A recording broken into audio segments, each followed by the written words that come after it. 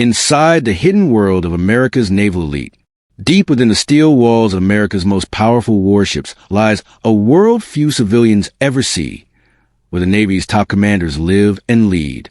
While 5,000 sailors keep these floating cities running day and night, the officers guiding them enjoy quarters that might surprise you, spaces that rival luxury hotels in comfort and design. Take the USS Gerald R. Ford, a $13 billion supercarrier and the pride of the U.S. Navy. Its officers live in quarters so refined that visiting dignitaries often walk away stunned. But what does daily life actually look like for the captain commanding 5,000 souls at sea? And how does an admiral live when deployed thousands of miles from home? The truth is, officer accommodations aboard these ships are far more than sleeping quarters. They're strategic command hubs, where classified briefings unfold over dinner, and global naval power is directed from behind closed doors. The new Ford-class carriers have redefined what life at sea means for senior officers, balancing comfort with command. Every inch is built for focus, resilience, and top-tier decision-making. Because when you're defending an entire nation, peak performance isn't a luxury, it's a necessity. Our naval leaders shoulder enormous responsibility, and they deserve nothing less than the best while serving with honor across the world's oceans. If you believe our heroes have earned that comfort, type proud in the comments below. United States. The command hierarchy. Life aboard a carrier follows a strict structure that mirrors its chain of command. At the top stands a commanding officer, a Navy captain responsible for every person and piece of steel on board. Their quarters aren't just large by tradition. They're part home, part headquarters for months-long deployments. When a flag officer, usually a rear admiral, comes aboard to command the entire carrier strike group, their accommodations match their massive scope of responsibility. They oversee not just a carrier, but an entire fleet. Destroyers, cruisers, submarines, thousands of sailors, and billions in hardware. Next comes the executive officer, or XO. As second in command, this officer keeps daily operations running, from meal service to flight deck coordination, while the captain handles strategy. Below them, department heads command the major divisions, air wing, engineering operations, and more. They turn the captain's orders into real-world results, keeping the ship's heartbeat steady through every mission. But here's the key.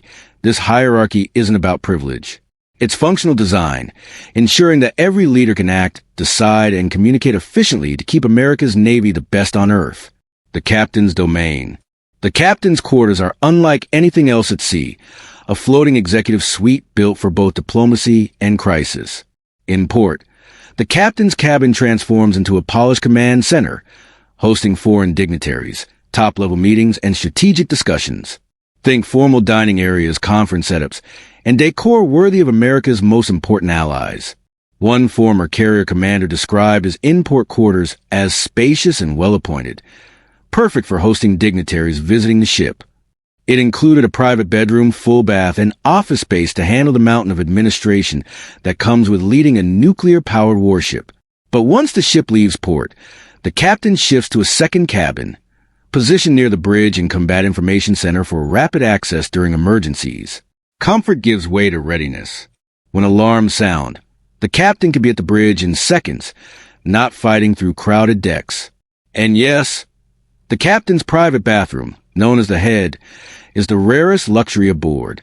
While most officers share facilities, the commanding officer's privacy ensures secure communication and uninterrupted focus, vital when you command a 100,000-ton warship at sea 24/7. The Admiral's Floating Palace. When an admiral comes aboard, usually commanding an entire carrier strike group, their accommodations reflect the power and responsibility of one of America's top military leaders at sea. These flag quarters are the pinnacle of naval design. Aboard ships like the USS Dwight D. Eisenhower, which recently wrapped up a 9-month deployment in the Red Sea, the Admiral's Suite includes separate day and sleeping cabins. The day cabin doubles as an operational HQ, where the Admiral meets with staff, joins secure video calls with Pentagon officials, and makes decisions that shape global strategy. On next-gen carriers like the USS Gerald R. Ford, these spaces have evolved into high-tech command centers with encrypted links connecting directly to the Pentagon and even the White House Situation Room. Considering that one carrier strike group packs more firepower than most countries' entire militaries, these secure lines are nothing short of vital. The sleeping cabin offers a rare bit of privacy for flag officers who often work 18, 20-hour days. These quarters feature private fitness gear, full bathroom facilities, and climate control to ensure rest and readiness in any conditions. And, perhaps most importantly, a private dining area, where classified discussions happen over quiet meals. Some of America's most consequential naval decisions have been made at that very table. Officer country. Below the admiral and commanding officer level lies officer country, a section of the ship reserved for the officers who keep operations running. It's separate from enlisted areas, not for privilege, but to provide the calm and focus needed for planning, reports, and mission coordination. On older Nimitz-class carriers like the USS Nimitz, in service since 1975, junior officers typically share small staterooms with 2 or 3 roommates, spaces that serve as bedroom, office, and study combined. Each officer gets a personal bunk, desk, and storage locker. But the Ford class has transformed this experience completely. The USS Gerald R. Ford, commissioned in 2017, features modern private staterooms with individual bathrooms, climate control, and modular storage that maximizes every inch of space. Officers can neatly organize uniforms, gear, and essentials without the clutter of older ships. Another huge quality of life upgrade: separate recreation lounges. Wi-Fi-enabled spaces let officers unwind, call home, or stream entertainment without disturbing sleeping roommates. The Ford Revolution. The USS Gerald R. Ford marks a new era in life at sea. When this $13 billion supercarrier joined the fleet, it redefined how America houses and supports its sailors and officers. The biggest change? Smaller, quieter berthing compartments. Instead of 180 sailors packed into noisy rooms, Ford's 40-person berthings provide privacy, calm, and rest, directly improving performance and morale across the ship. Wider passageways in officer country make movement smoother, reducing the stress and crowding that plagued older vessels. The ship's 3 full-scale fitness centers, fitted with premium equipment from Hammer Strength and Life Fitness, keep personnel in top shape for the long months at sea. Even the air feels different. Advanced climate systems maintain steady temperature and humidity throughout, giving tired officers a true sense of comfort after 16-hour workdays. And should emergencies arise, Ford's onboard hospital, complete with operating rooms and an ICU, ensures world-class medical care is always within reach, giving officers and their families peace of mind while they serve far from home. Wardroom traditions. The wardroom is the heart of officer life aboard a carrier, part dining hall, part command center, and part family table.